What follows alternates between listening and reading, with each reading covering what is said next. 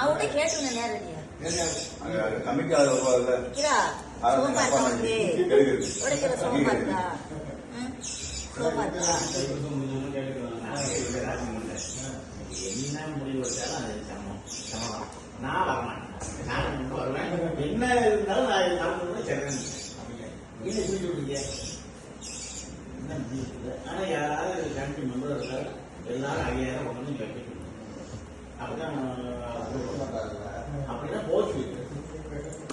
உங்க நாளையும் முடியாதா நீங்க கமிட்டி மெம்பர் இருந்தாக்கா இந்த செலவை வந்து செய்ய முடியாது. போட்டு செய்யறதா கமிட்டி மெம்பர்.